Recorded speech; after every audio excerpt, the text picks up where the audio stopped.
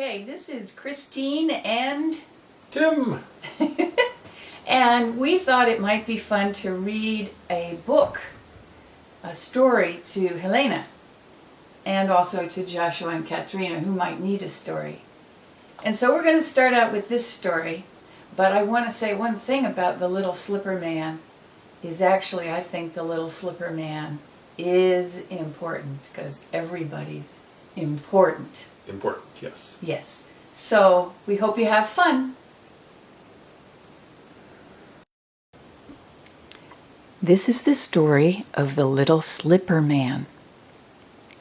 Once there was a little man. He was very small, and he was also invisible, so that no one could see quite how small he was. It was not worth seeing him anyway, because there was really nothing special about him. He just walked around by himself, and that was all there was to him. The Grass Witch, who had magical powers, had seen the little man because she could cast spells and see all invisible things. "It is not really worth seeing him," said the Grass Witch. "He is quite small. He has a little head as round as a potato, and thin, stalky legs like a grasshopper. He just walks about by himself all the time, and that is all there is to him. There is nothing more to be said."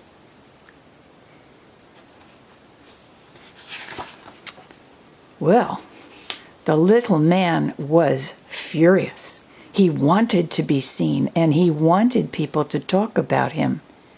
So he ran to the market where a fat woman sat beneath an umbrella and traded in shoes and slippers.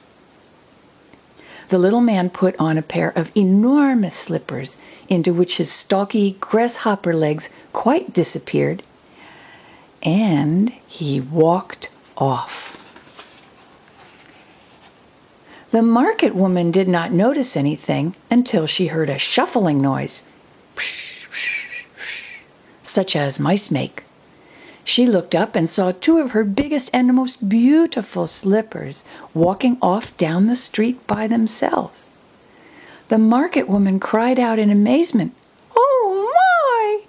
and had to drink 3 pewter mugs of hot coffee before she recovered her wits. "Oh, look at those walking slippers!" all the people shouted, and they stopped to stare as the slippers went by.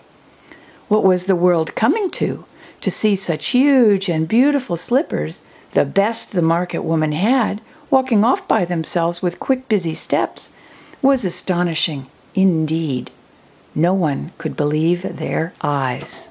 Oh, and there's all the people, and look, there's the invisible man walking in slippers. And all they saw were the slippers. They could not see the invisible man. See the birds and the dogs and the baby and another dog? They're all looking at slippers. Muffy Snufflebeard, the wise tomcat, was sunning himself on the windowsill. "Oh, slippers that walk by themselves," he said. "There must be some small creature in them, and if I could only see him, I would eat him. It shouldn't be allowed, meow." Muffy Snufflebeard, the wise tomcat, sniffed suspiciously and licked his own honest paw as he watched the slippers go by. The little man was pleased by all the commotion he was causing. "Now at last I am somebody, and everyone can see me," he said, and he swelled with pride, turning his round potato head this way and that. But nobody could see the little man at all, only the slippers, even though the little man ran faster and faster, and the slippers flip-flopped on his stalky grasshopper legs. He ran with ease in the wide street, which was just right for slippers and shoes. But when he came to the meadow where flowers bloomed and the street ended, it seemed to him the going was not so easy. He wanted to be seen and admired in the meadow too, But it is one thing to run down the wide street in flip-flopping slippers, and quite another to trudge through the bumpy meadow. The slippers were only comfortable in the streets of the town and not in the meadow where magic begins and everything is quiet. And even Muffy Snufflebeard goes about on silent paws. Oh, poor little Slipper Man.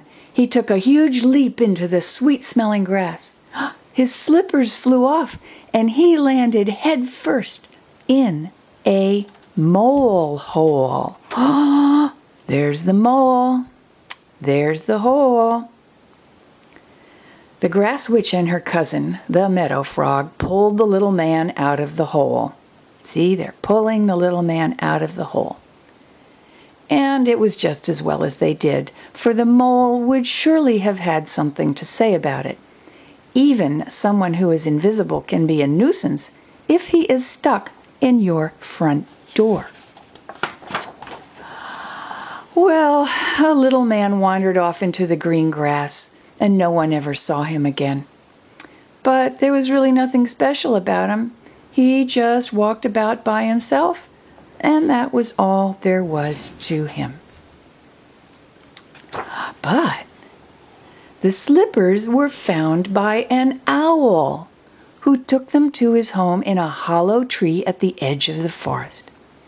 The owl put the slippers side by side, and there they stayed as the finest and most comfortable beds Mr. and Mrs. Owl had ever had.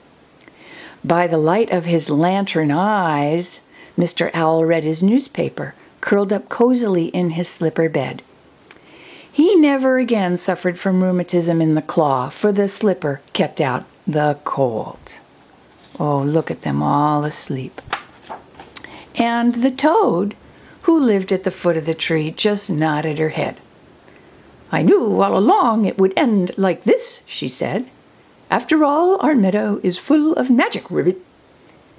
And it isn't just an ordinary street for anyone who wants to slip-slop about in slippers, Ribbit, Ribbit, Ribbit." And she went on knitting herself a cardigan of moss. Toads always seem to know about everything before it happens, but they don't always tell until afterwards. And anyone could do that. The end.